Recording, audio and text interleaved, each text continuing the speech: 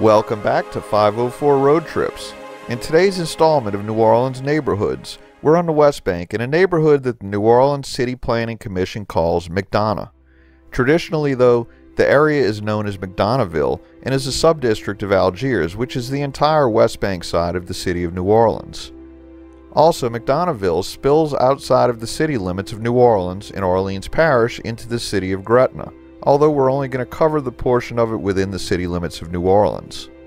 We begin in Gretna, heading into Orleans Parish with a view of the Crescent City connection overhead. We're on Madison Street, which will become Brooklyn Avenue once we cross the parish line. This is the closest street to the Mississippi River levee, and we're separated from the levee by an active rail yard. I don't think we caught it on camera, but a locomotive is in the process of moving tanker cars one track over from the track just alongside the street.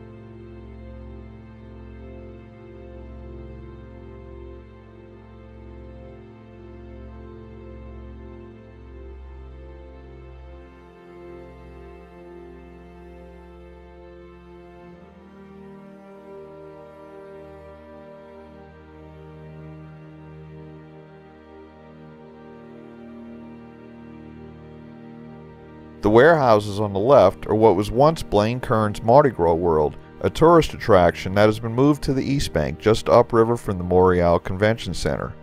During the 1984 World's Fair, the Mississippi River Aerial Transit, a suspended gondola ride, carried fairgoers back and forth across the river to Mardi Gras World.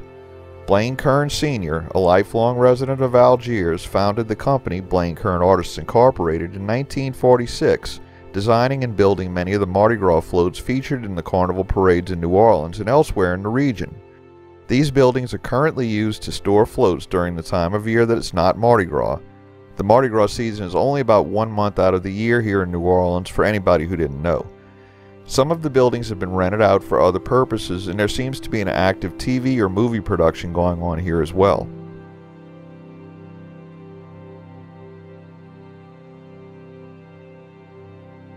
Opelousas Avenue divides McDonoghville from Algiers Point, which we explored in a neighborhood tour a year or so ago. We'll turn back and cover as much of the McDonoghville neighborhood as we can.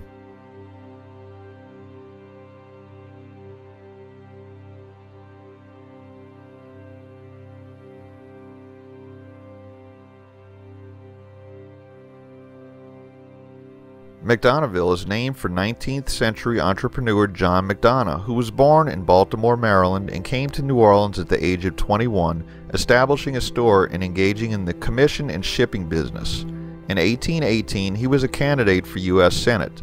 After he lost that election, he moved to the Westbank, where, at the time, there wasn't much more besides Algiers Point. The site of his McDonoghville home has long since eroded into the Mississippi River. McDonogh was known to be eccentric and miserly and became reclusive after losing the Senate race. He was a slaveholder who devised a manumission scheme by which his slaves could buy their freedom. This process took about 15 years, thus he was able to profit from their labor before he set them free. Upon his death in 1850, he left the bulk of his fortune, close to $2 million, to the cities of Baltimore and New Orleans for the purpose of building public schools for poor children, specifically white and freed black children. Baltimore already had a substantial public school system, but McDonogh's will also stipulated the creation of a school farm for underprivileged boys outside of the city. McDonough School in Owings Mills, Maryland, founded in 1873, was the result. The New Orleans public school system had been established in 1841, but the McDonough Fund facilitated major expansion. Eventually, over 30 schools were built, most emblazoned with his name and a number. In the 1980s and 1990s, many of these were renamed in a movement to remove the names of slaveholders from New Orleans public schools. Today, only 7 of these schools remain with the McDonough name. McDonogh's will proved difficult to administer because of the large number of properties involved, many of which were rented. Also, McDonogh had stipulated the properties to be a perpetual trust and that no properties could ever be sold. The trustees eventually got a court ruling allowing them to sell off the property.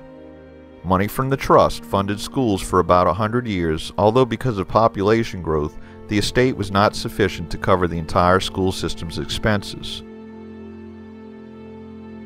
Here at the intersection of Mardi Gras Boulevard and Nunez Street, we see one of the few roundabouts in the New Orleans area. This junction was converted to a roundabout around 2013.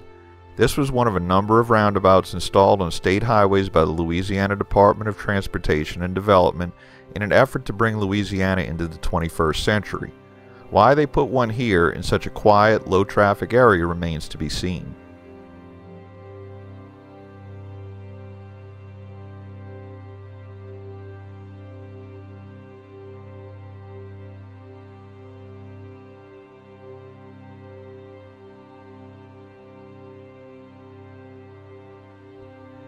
Here the divided Nunez Street runs into the St. Mary and St. Bartholomew Cemetery and becomes a regular two-way street.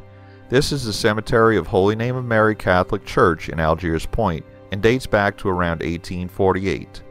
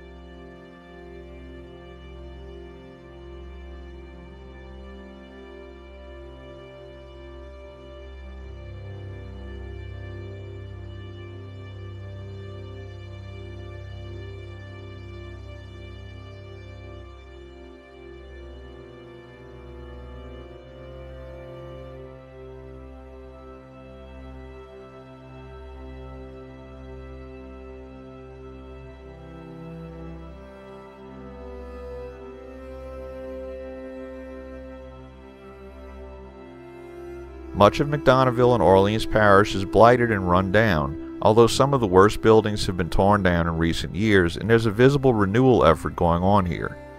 Deep South Studios has acquired a large portion of land on the edge of McDonoghville and plans to build a Hollywood-style motion picture studio nearby.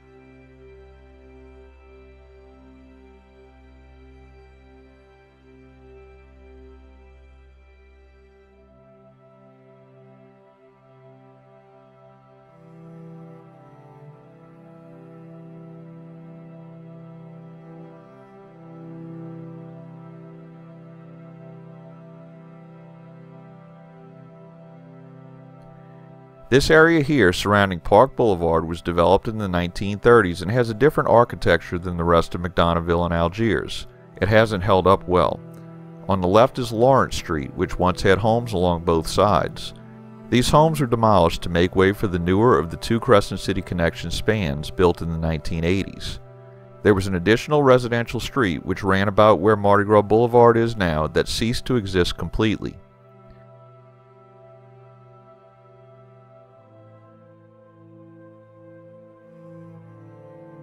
Mardi Gras Boulevard runs between the two bridges, with the older 1950s span to our right and the newer 1980s span on the left.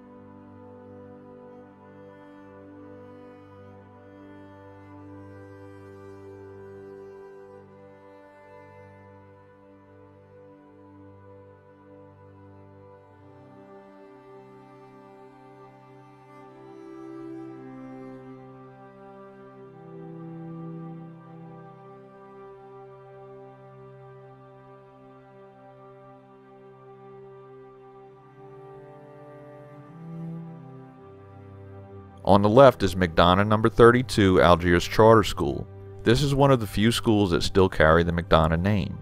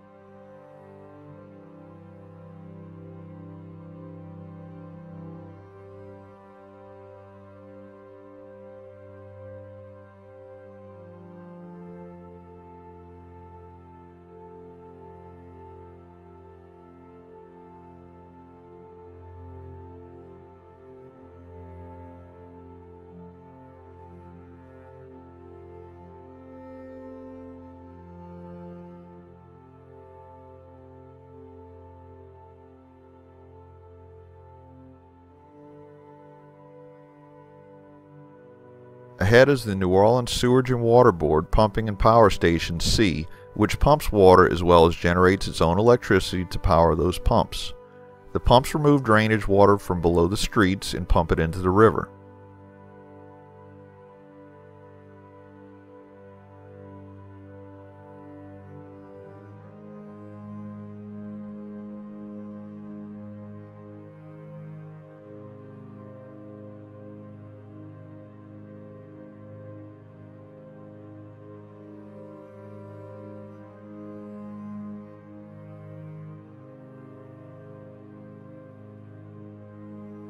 Here we're on the very edge of the McDonoghville neighborhood.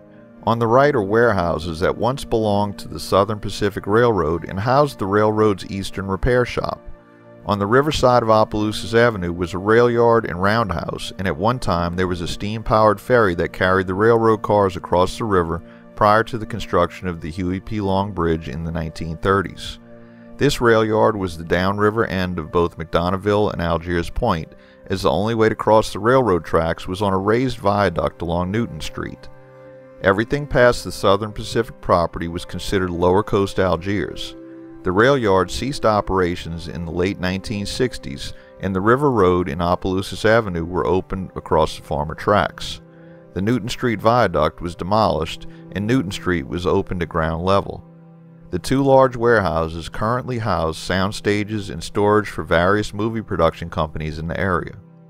As we drive around these warehouses, we enter the Whitney neighborhood named for a nearby Main Street, which we covered in a video a few years ago.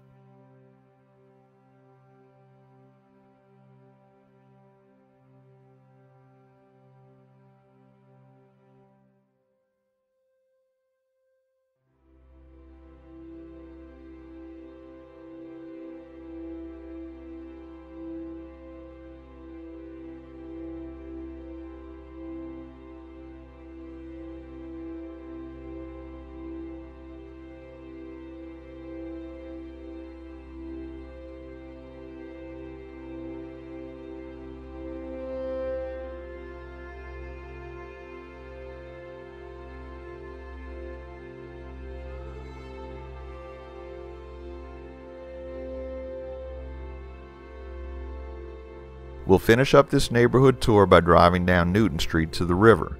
As mentioned earlier, this was once the main street that connected Upper and Lower Algiers and still has a lot of commercial property.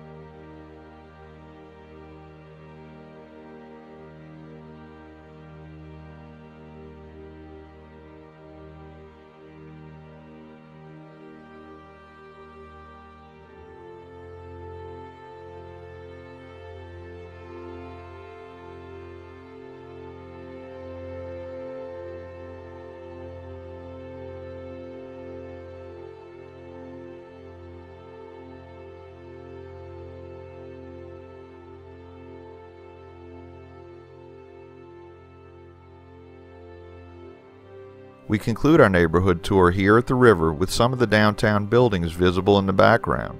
Thanks for watching.